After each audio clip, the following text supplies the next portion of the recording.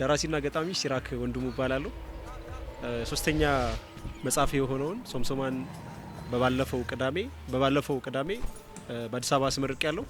አሁን ደግሞ በተወለድኩበት ባደግኩበት ብዙ ነገሮችን ባየሁበት እና ብዙ ስቶሪዎች ደግሞ በተጻፉባት ሀገር በሚዛን ተፈሪ ተገኝቻለሁ። የተወለድኩት እዚሁ ሚዛን ተፈሪ ነው።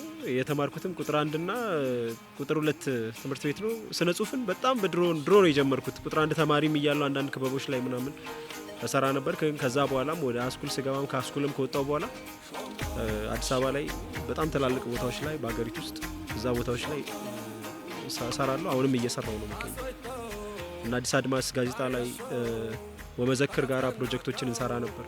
ሶምሶማ ያጫጭር ልቦለዶች ስብስብ ነው።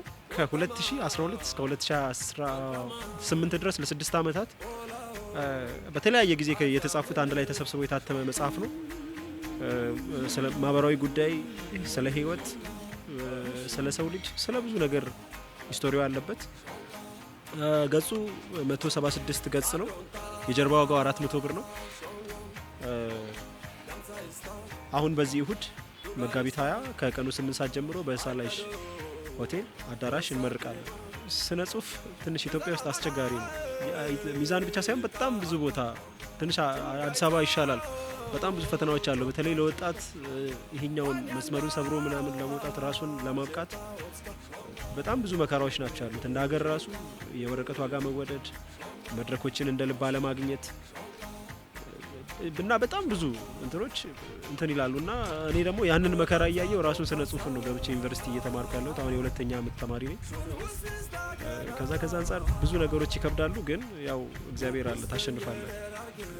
በቃ ደግሞም ወዳጆችም አሉ፣ እግዚአብሔር በሰው በኩል ያነሳል ይባላል አይደል? እና በእነሱ ጥረት ሶስተኛ መጽሐፋችን ሶምሶማ ታትሞ ወጥቷል። እየተነበበ ነው።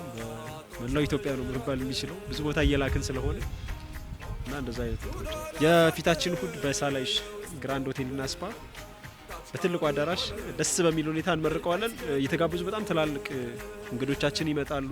ዞን አስተዳደር ይመጣሉ። ለከንቲባው ደውለናል። ሌሎችም የምንወዳቸው የምናከብራቸው ትልልቅ እንግዶች ይመጣሉ። ከአዲስ አበባም እንግዳ ይኖረናል። ቆንጆ ቆይታ እናደርጋለን።